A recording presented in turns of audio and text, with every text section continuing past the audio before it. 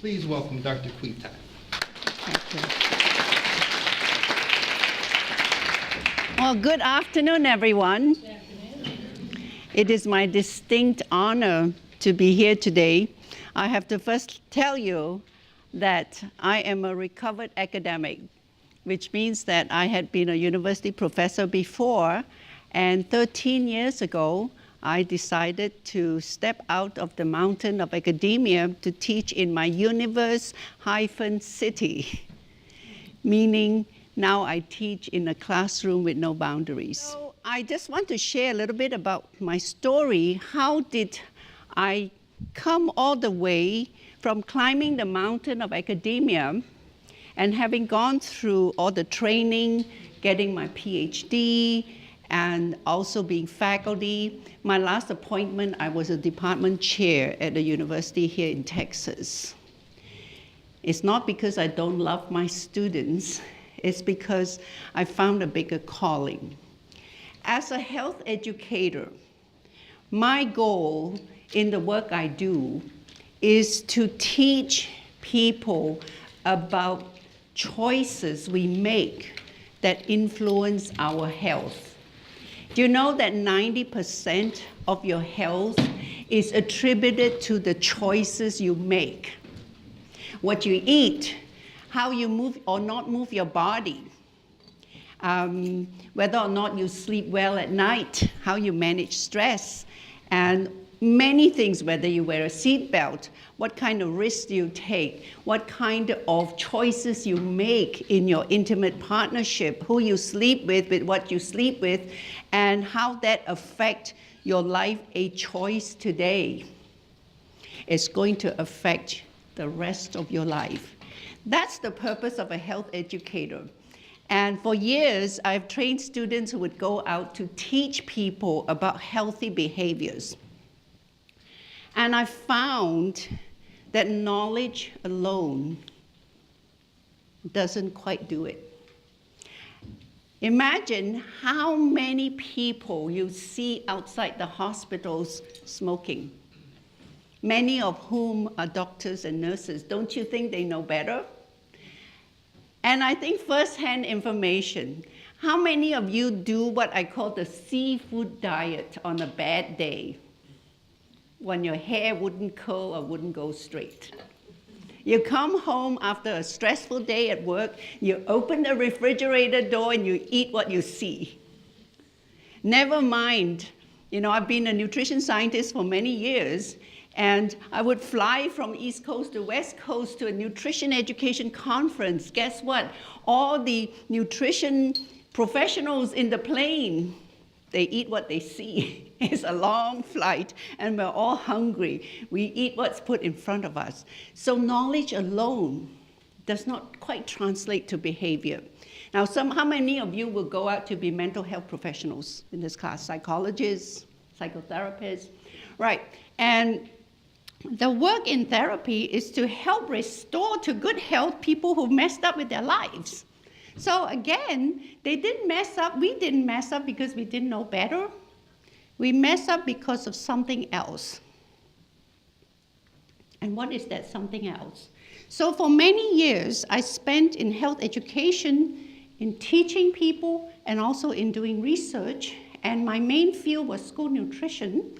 And I wanted to make a difference to make sure that children in schools have a good meal, at least one meal a day when they're at school. And in many schools now, where vending machines for sodas are banned, I'm happy to say I had something to do with it, a very small part. See, I was for many years member of the American School Health Association, and I wrote one of the first pieces of work that go up to legislature to ban soda sales in schools. So, every little bit. But now, the work I do is so gratifying because nobody leaves my office without a change. I have done this successfully for 13 years. I've never had a client leave my office without a significant change. And how does that happen? Today I'm going to share a secret with you that will change your lives. You see, knowledge is a good start. You know what you should do, but we don't do it, right? You know you shouldn't eat that 10th cookie, but grandma just pulled it out of the oven and I've had a bad day and the gallon of cold milk is just sitting next to it. It's so wonderful. And you ate and you know you shouldn't. Knowledge does not translate to behavior change. Knowledge, at best, might change your attitude. And you walk past somebody who smokes and you go, smoking is bad for you. And yet, if you had a stressful day and you were a smoker, knowing that now you make a conscious choice. I know it's bad, but I have to do this. Might shift your behavior.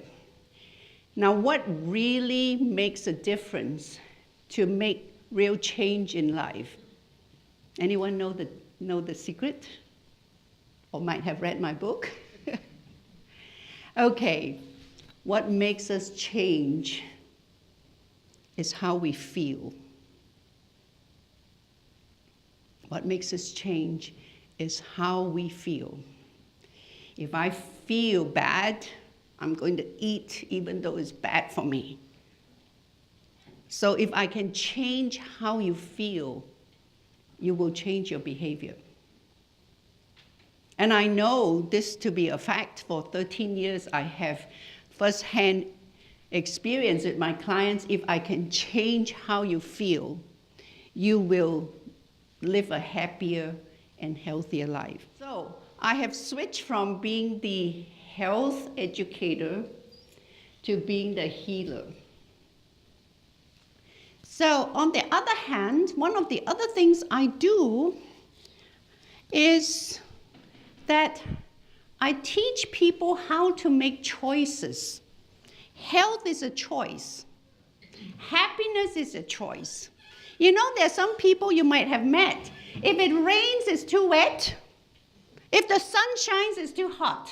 And no matter what, they are very negative about life. And you wonder why bad things follow them. They'll drive from here to Dallas and they'll meet every single red light possible. And yet there are those people whom you meet for the very first time and you shake hands with the person, you feel like you have touched sunshine and joy. If it rains, it's wonderful, my roses are smiling. If the sun comes up, how wonderful it is. And if you miss the bus, you say, oh, this is wonderful. I have an opportunity to make a new friend with the person who's standing beside me. So how you feel determines how you act. And how you feel will determine your future. So it starts here.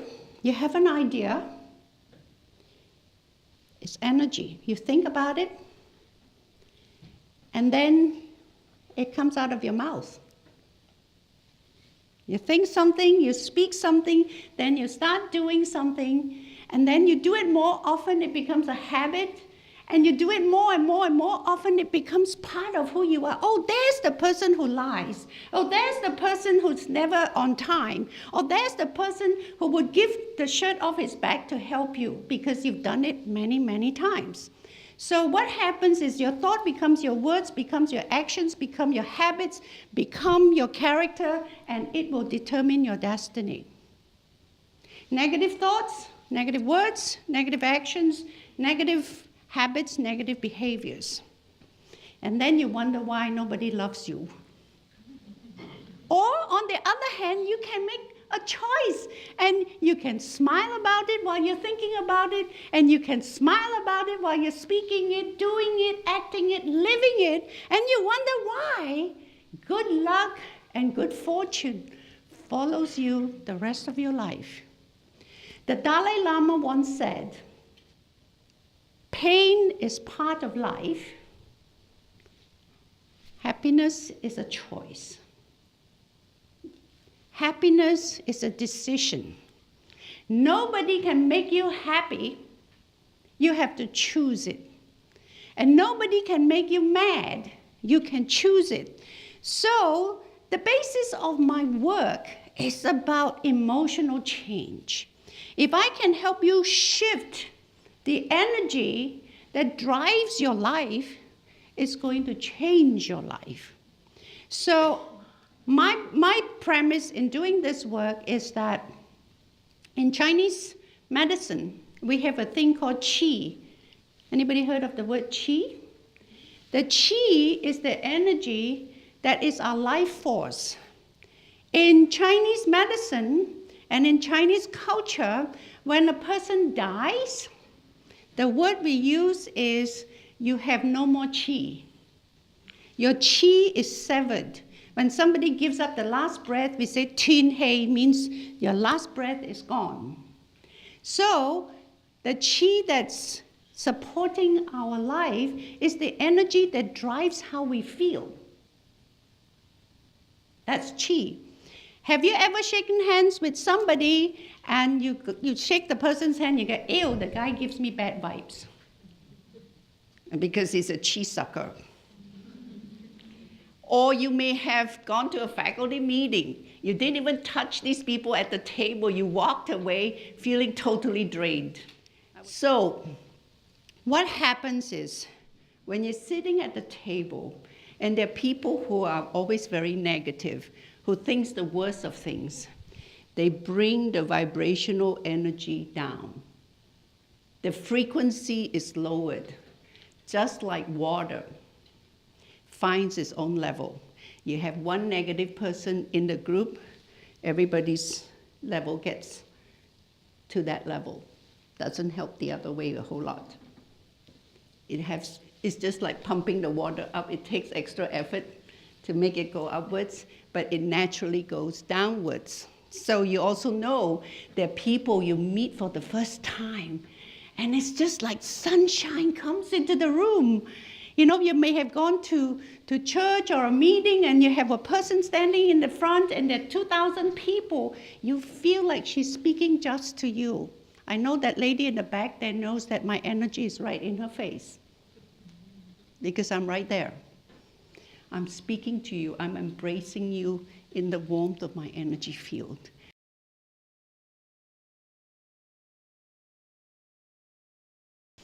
May I have one of my friends come up? Okay. This won't hurt at all. Here's your physical body. And we carry this energy body around us. It's electromagnetic. These are just little wires. I'm not touching them. And it measures the edge of your energy field. Put up your arms. Okay. So on a baseline basis, if nothing's going on and you're quite happy, your energy field should be your arm's length. Let's see where Miss Trisha's field is. Okay, she's here. It should be here. Now, not to worry, it's been a long morning already, so she may be stressed out, and I don't need to know what's stressing her out that shortens her field, but I'm going to show you how she can widen her field. Close your eyes, take a deep breath, and think about something happy that makes your heart sing. And when you're there, smile for me. And open your eyes and keep smiling. Stay in that happy place. Now put your arms up. All right? Look, she's expanded her field just by herself up to here. Now, this is not hypnosis. If you so feel inclined to send her some love, all right, I'm going to send her some love, and Miss Nika, our other friend, is going to send her some love. Let's see if we can expand her field bigger. Put your arms up. Take a deep breath. Stay in that happy place. All right, let's see. Imagine this electrical force, electromagnetic force getting bigger and bigger to fill the room.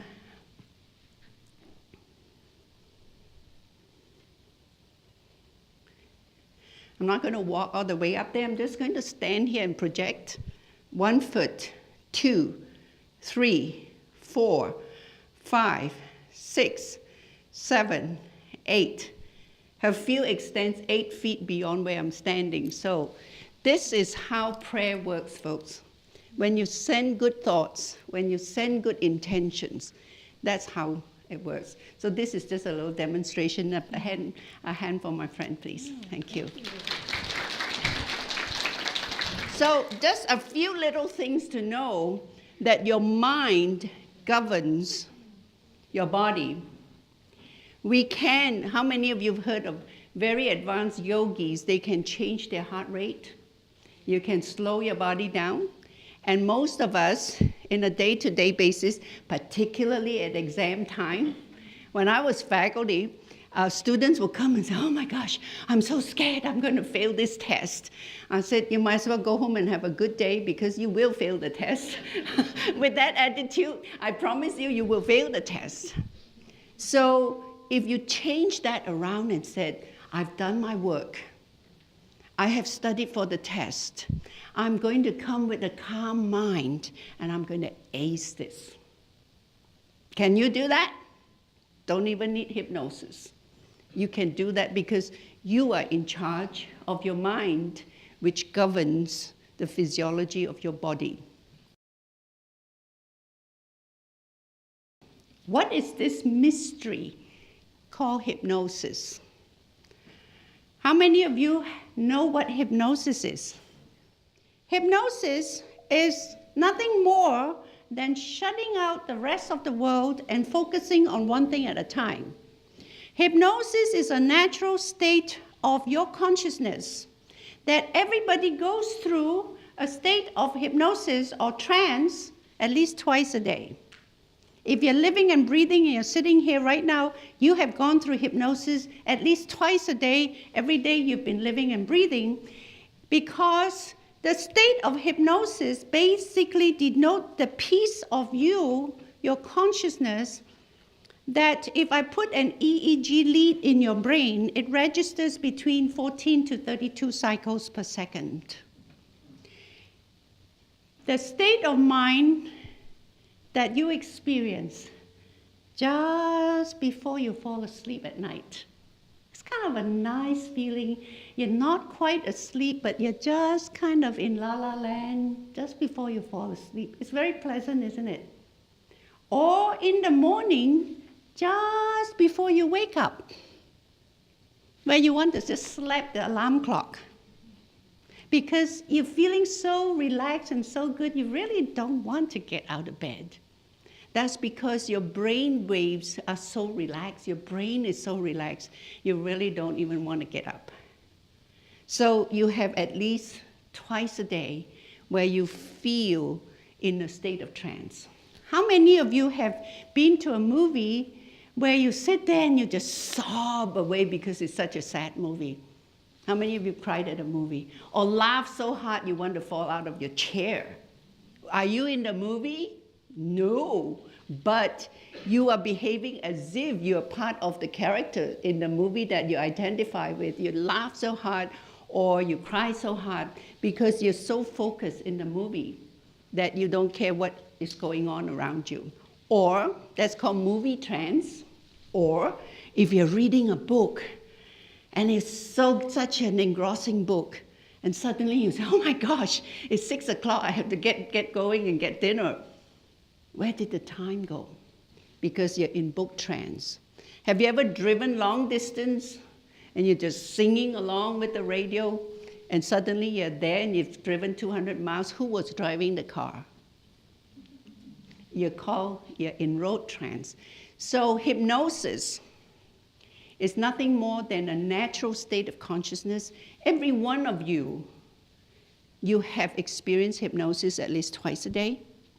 Every one of you is capable of engaging in a self-trance to stay focused.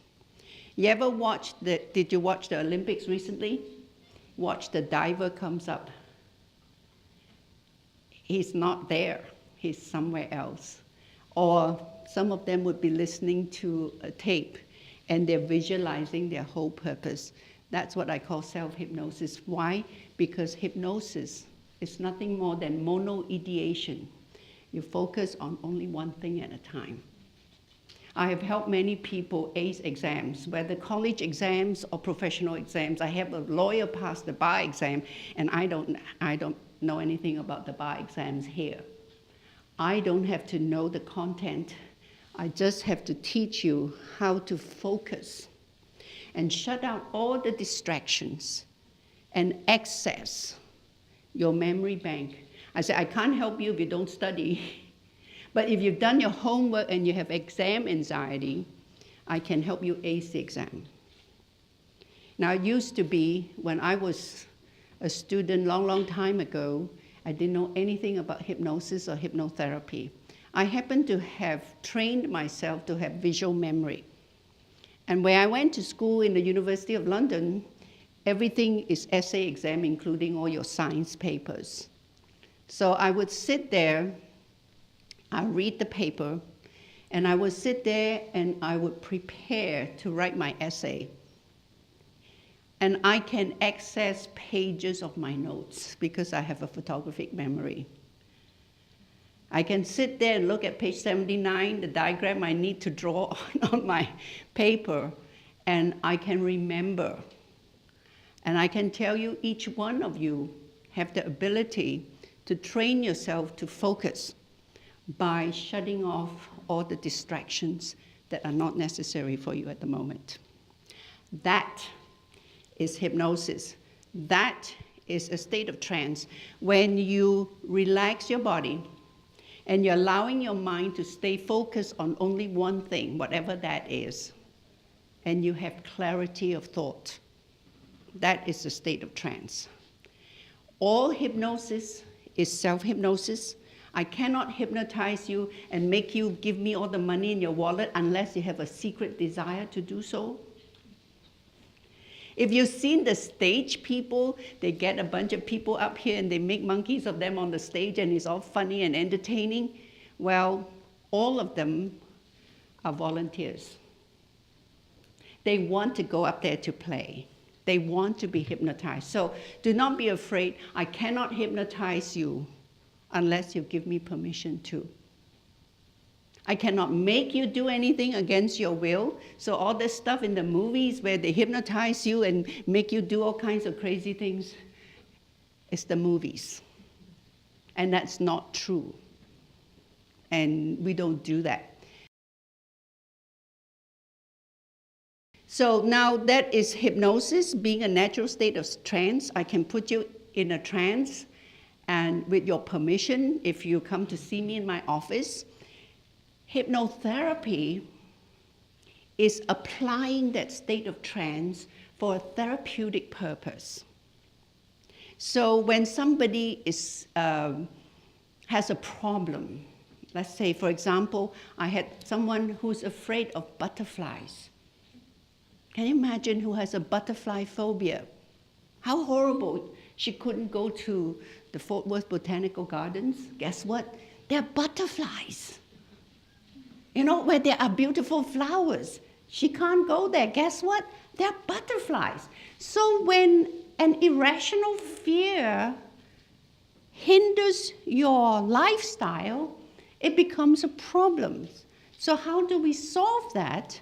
It is because sometime in her life, there is a bundle of fear that is instilled in your mind, and until we resolve it, it'll always be there. Fear is fear. It feels exactly the same whether you're 5 or 50.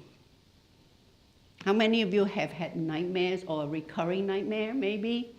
And somehow the same nightmare comes up, and then you wake up doing the same thing. I had a client who would wake up every time with the same nightmares ever since she was 5 years old, and she would wake up clutching her neck.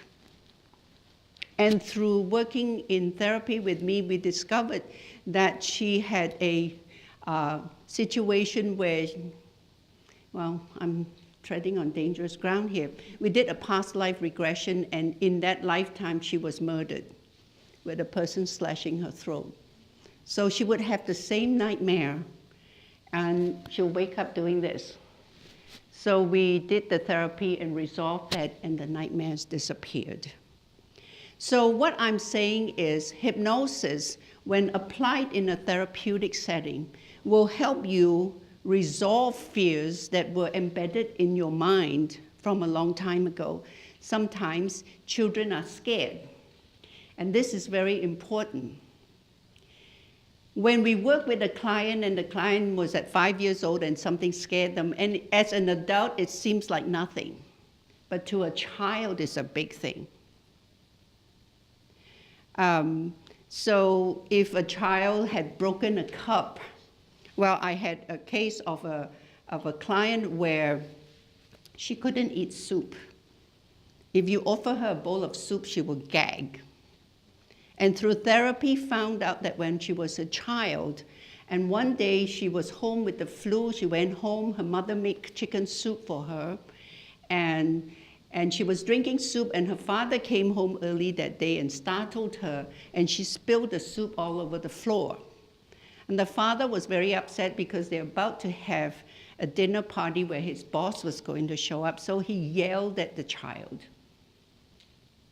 And somehow, in that little transaction, the child grew up never wanting to eat soup again because it got in the subconscious, so she couldn't rationalize why. But through hypnotherapy, we found the source and we resolved that and say, you don't have to be scared of your daddy anymore. He's not going to walk in on you when you drink soup. Now you're grown up. And that kind of took care of that. So hypnotherapy is using the state of trance so we don't have to deal with the prefrontal cortex. In conventional modalities for mental health, we ask the question, why? Why do you hate your mother? Why do you not do this? So it takes us a long time to do analysis to find out why. And yet, knowing why does not resolve the problem for you. So the work we do not ask why. So we bypass 5 years of analysis. I once had a medical doctor who came to me after 5 years of analysis, and I said, why me? What did you learn 5 years with your therapist? And she said, I learned to be a very good analyst. I still didn't solve my problem. So in a 1-day, 7.5-hour session with me, we solved that problem. And she came back for a follow-up. She said, in 7.5 hours, you helped me more than 5 years of therapy. Difference is, I'm not looking for the cause, which will take us a very long time to figure out. And even if we do, we may not have the answer to solve the problem. I'm working with the client's emotion. Tell me, what's not working right for you? And tell me, how would you like your life to be?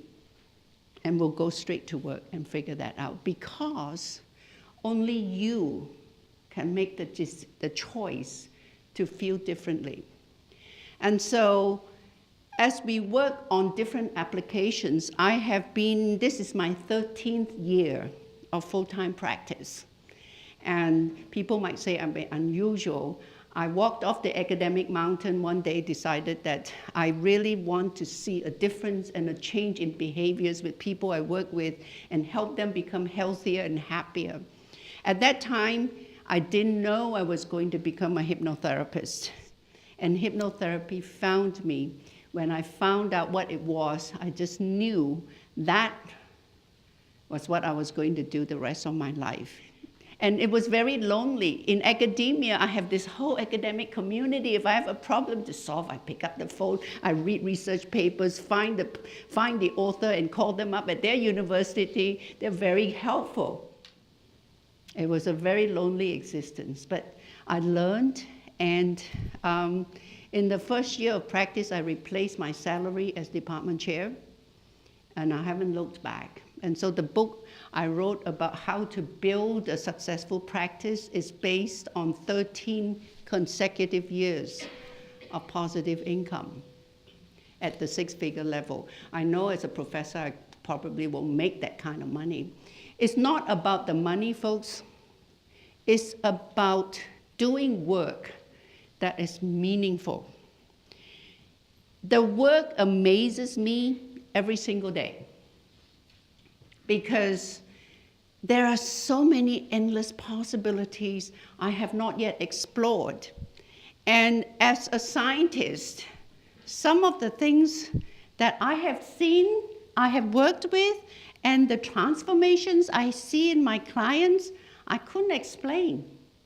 And now I have learned, I don't ask anymore, I just accept.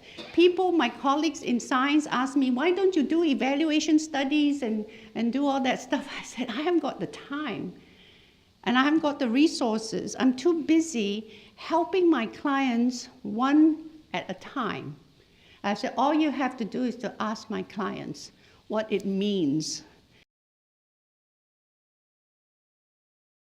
Because our mind drives our bodies, a lot of times we are sick because we make ourselves sick.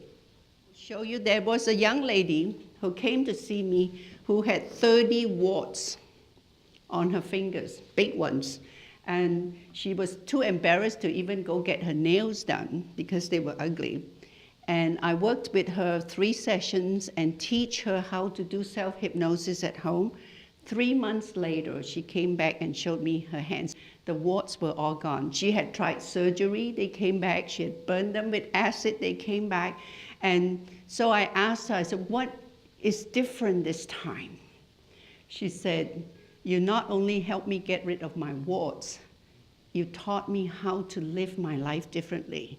You see, our words become our bodies, because in my interview with her, we got to a point where I said, what changed? When did the warts start? She said, 2 years ago. What happened 2 years ago? Well, she graduated college, she got married, she became a mother. All those things happened in 2 years. And she came from a well-to-do family. She married a husband who didn't come from a well-to-do family, and she's worried about paying bills. And after a while, she said, I was just a worrywart. Bingo. So part of the work is to teach her not to worry anymore, to teach her how to manage her stress, to teach her how to make choices, to speak up for herself so she doesn't have to worry. Because to worry is to put a lot of energy into expecting something bad to happen. True? How many of you worry about Santa Claus coming to town? Unless you've been naughty, right? So what is the opposite of worry? What's the word? Joy, but worry is an act, is a behavior. How do you feel about, thank you, to feel excited? Santa Claus is coming to town. What's he going to bring me? Presents, right? Something good. So energy is energy. You can't create nor destroy. The same amount of energy you put in worrying can be put in being excited. I'm so excited about today. Something wonderful is going to happen. It usually does. If you wake up with that attitude, it usually does, right? Some people may call it self-hypnosis. Call it what you will. I'll tell you, if you set your day right, your day will be right. You set your day wrong, I guarantee you the day will be wrong. This is a videotape of me doing hypno-anesthesia, meaning if you're squeamish, you can close your eyes, it's only a few minutes.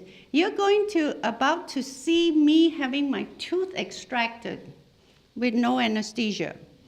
Dr. Gary Goodyear of Keller was a good sport, willing to participate in that. This is the second time he's taken a tooth out without using anesthesia. And I think the first time one of his dental assistants said, oh, I don't know if I can do this. I've never worked on a live patient before. We usually numb them. Now, getting the tooth extracted, folks, is easy. Boom, and it's over. But I have done self-hypnosis for hypno-anesthesia for 2 root canal procedures.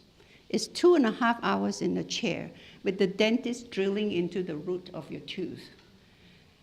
The dentist was a different dentist than Dr. Goodyear.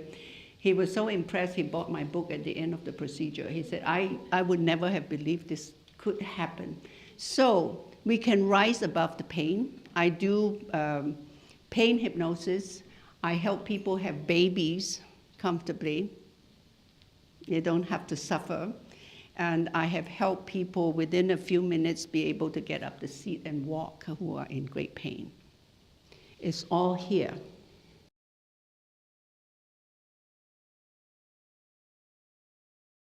Here are a couple more little diagrams to show you. Here I am walking on top of a tray of broken glass. And there are two people guiding me in case I fall, and you don't want to fall on your face in a tray of broken glass. So walk through the tray of broken glass. And here I am walking on 1,200 degrees of burning coals. I still have my feet. Every time I show that picture, people want to see my feet. And it still defies physics.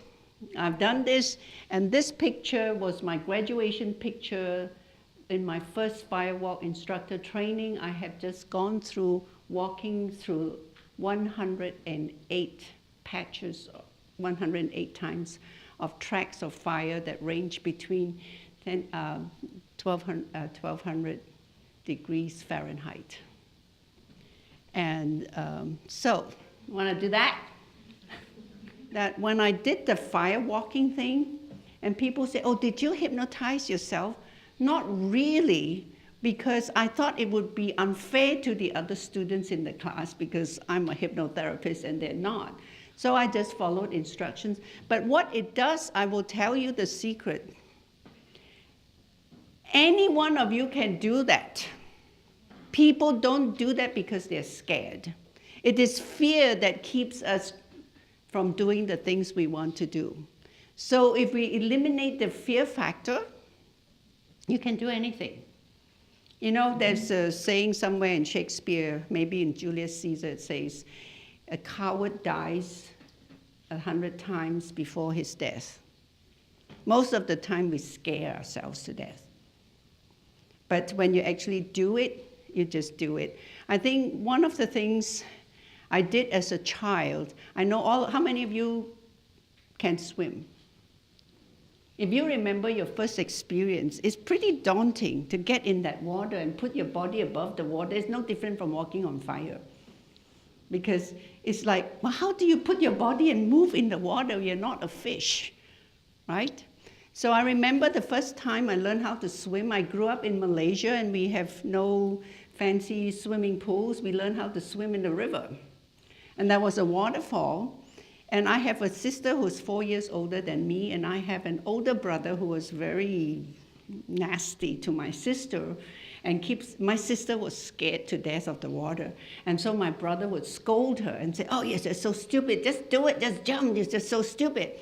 So that was a piece of me, and I said, I would rather jump and die than to have my brother call me stupid.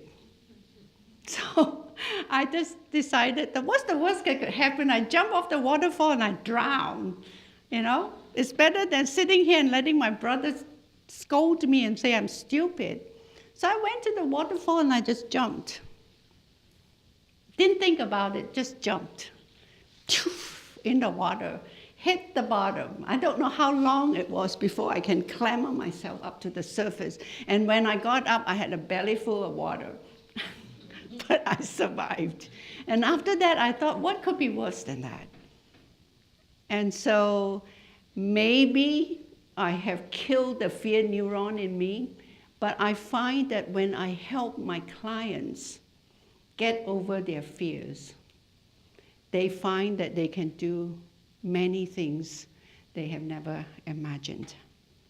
So fear is the factor, and the same energy that fear causes us to worry and expect bad things to happen, if you freeze it and you say, what am I really afraid of? And then you get through the bottom of it and you're not scared anymore. Or you do something else. Do you remember the song I whistle? It goes something like that. Whenever I feel afraid, I hold my head erect and whistle a happy tune so no one will suspect I'm afraid. You see, a person's scared, start whistling, you start doing something else, you misdirect. And you're not scared anymore, and very soon you're doing that. So those are the little things, you may call it self-hypnosis. Or my mother gave me the best gift ever. When I was a little girl, you see, I still have that mark on my forearm. I would go to my mother and say, Mommy, why do I have this mark on my arm? It's not dirt and I can't scrub it off. My mother, who had never been to school because her parents did not believe in educating girls. First time my mother sat in a classroom was in my classroom. But my mother was smart, and I asked her that question, and she told me this. She says, child, when babies are born, they come down this conveyor belt, and God wants to make sure every child that gets born is perfect. When God came to you, God paused, took a look at you, and touched you right there, and said, this one's extra special. And I believed it. And so throughout lives, when I get through with struggles, and I'm scared, and I don't know where to turn, I look at my arm, and I remember my mommy said, this one's extra special. And that means God gives me special abilities to deal with especially difficult projects because God deemed me to be extra special. Now, what does it take to give your child that gift? I now have a 10-year-old granddaughter. Every now and then we get together and say, can I see your extra special? Because she has her own little extra special. And it's a wonderful gift, a gift of a positive sense of self that you can give yourself. You don't have to look to somebody to give. Now, everybody look at your partner. Tell your partner you are extra special. And then the person, when you receive, you tell the person telling you that, say, thank you, I accept. See? You've just given yourself a wonderful gift. So I think I've given you a kind of a flavor. Hypnosis is a natural state of consciousness, not induced by drug or needles. Hypnosis, all hypnosis is self-hypnosis. Sometimes you engage a professional to induce a state of trance to guide you through healing processes. Those are called certified clinical hypnotherapists. But all of us are capable of giving ourselves positive suggestions. In a state of trance, the person is relaxed, you shut out all the outside noises, and you get to feel a dual sense of consciousness. You feel that you are relaxed over there, and yet you are aware that you're talking to me. And you're so relaxed, and you're open to suggestions. If the suggestions sit well with you, you accept it. Just like you just hypnotize each other. You just told your friend next to you, you are extra special, and then when you heard it, you say, I accept. That completes the loop. It's really as simple as that. Hypnotherapy is when you give positive suggestions, and usually in a therapeutic setting is prearranged. Client comes in and say, can you help me, Dr. Kritai, not to be so anxious when I go take my final exam? And I said, yes, I can help you, but you have to do the study. I can't sit the exam for you. So I tell people in a joking kind of way, I say, I can show you where the bathroom is. I can even put you on the potty, but you have to pee yourself. I can't do it for you, because all hypnosis is self-hypnosis. It's not about not being able to be hypnotized. It's about not being willing. So some people say, are there some people you can't hypnotize? I said, the only one time I have to send a client away is because he showed up to my office stoned. I called his parents. I said, he drove a Ducati motorcycle to my office. I called his parents, please bring a truck because I'm not sending this kid home on a motorcycle. So unless you're drugged, unless part of your brain is missing. If you're able to engage in a conversation with me, you can be hypnotized if you desire to be. Hypnosis is that bandwidth of brain activity between 14 to 32 cycles per second. On a day-to-day basis, we're always going into different waves, cycles in your brain activity. And now we are in what we call beta consciousness. We're actively engaging when processing in our prefrontal cortex, as well as emoting. Some of you may be deciding, I really don't like that woman standing there, or oh, I like her standing there. So your emotions are acting on the base of it, and then your prefrontal cortex is trying to decide, what is stuff? And you're computing. That is usually beyond the 32 cycles per second range. Your brain frontal cortex is active. So if I say, relax, listen to this wonderful music, listen to the waves of the sea. So your brain slows down, you feel very dreamy-like. That's the alpha wave between 7 to 32 cycles per second. That's the bandwidth where we do most of our therapeutic work. If you go further relaxed, you might slip into a coma. I have worked with people who are comatose. They can hear me and they do respond. I have, not appropriate in this class, I have videotapes when I teach medical hypnotherapy to show that I can actually work with comatose patients.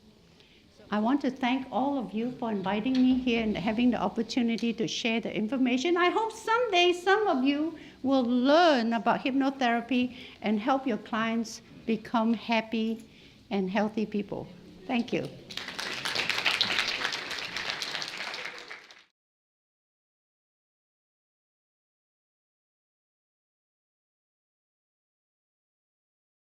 In meditation, we quiet our minds. So your mind is actually in alpha wave. That's hypnosis. So very little. How many of you are meditators? Do you meditate? It's wonderful. It helps your body have a chance to heal and rest. You should all meditate 10 minutes before your final exam, and I promise you, you will have total recall of your notes, that is, if you had them in the first place. If you hadn't had them, I can't help you. Yes, ma'am? No, I had no blisters, although there are people who get burned. If you're not focused and you have bad intentions, and I had fixed someone who got burned because I have to do hypnosis to work with the pain from the blisters. Because I gave myself a suggestion that my body will not suffer the pain. Now, in pain management, it is inappropriate to take away all the pain because your body hurts because your body has to tell you not to walk on that broken leg if you had a broken leg. So when I do pain management, if somebody presents with a broken leg and is in a lot of pain, I can reduce the pain to a tolerable level so that you respectfully not put your whole body weight on that broken leg. So it's important. In this case, there was no reason to suffer, so I gave myself a suggestion that when I leave, I will feel comfortable. I don't use the word pain because your brain will register the word pain and your subconscious does not take adjectives. That's why Weight Watchers doesn't work, because your subconscious, oh wait, let's get some on. Right? If you want to be healthy, you say, I want to have a healthy body, right? Instead of saying, I don't want to be fat, your subconscious will register the word fat. Most people who go on diet get fatter. Maybe a piece of useful information for you. Use a positive word. My body is lean, strong, and healthy. Is that good enough? Right? Instead of using the F word or the P word, we call that. Thank you for asking that. It is my mission and passion to educate people to know that this is a safe and natural modality and it works. It's lack of information. People are afraid of hypnosis. A lot of time when I say the word hypnosis, it scares people because of lack of information. Now, are you afraid of hypnosis? No, because it's natural. And nobody can make you do anything you don't want to do. Lamas? Yes, Lamas is a kind of hypnosis. Yes, because how many of you done Lamas? Right, I've done Lamas, and I remember they teach you how to breathe, partly meditation. When people are scared, you stop breathing. So the first thing is if you're scared, you're stressed. How many of you have ever experienced panic attacks? Right, you hyperventilate. So the first thing you do, this is my gift to you, if you ever find yourself in a state of anxiety or panic, stop everything you do and breathe. Now let's practice. Take a deep breath. Fill your lungs and slowly exhale. You'll find that your entire body calms down. I do an exercise in qigong, which is Chinese medicine. Just put your feet up like that and just bend your knees and just bring your arms right up to shoulder level and gently bring it down. So breathe. Everybody can do that. Take it home with you. You'll find yourself instantly calming down. You do that 9 times before your exam, you'll get better grades. In meditation, the purpose is to get to a state of emptiness. You want to let go of all your thoughts and you get to a place where it is just nothing. Now, those of you who want to practice meditation, I have an exercise for you. When you go home, lay down in your bed. I want you to close your eyes, take deep breaths, and imagine you're painting a black square. Get this corner, get this corner, get this corner, get this corner. When you fill in the black square, when you attain nothingness, you will achieve a state of calm and tranquility, and all things are possible for you. Now, with hypnosis, there's always a positive suggestion you want to give yourself. So if you're in meditation, you get to that state of calm, and then you tell yourself, I am smart. I am happy. I can do great things, and I can ace this calculus test this morning. I see myself walking through the test, one question at a time. As I am in a state of calm, I will recall all the things I have learned in lecture and preparation. I am now acing the test. I have now aced the test. And you take a deep breath and you tell yourself, oh, what wonderful suggestions. I accept. Now you have to accept it. So if you give yourself a suggestion, you don't accept it, it doesn't work. So say something nice to your friend next to you, and if she says, I accept, tell your friend, you are so smart. Turn to your friend and tell your friend if you're like, you're so smart. And he say, I accept. I accept.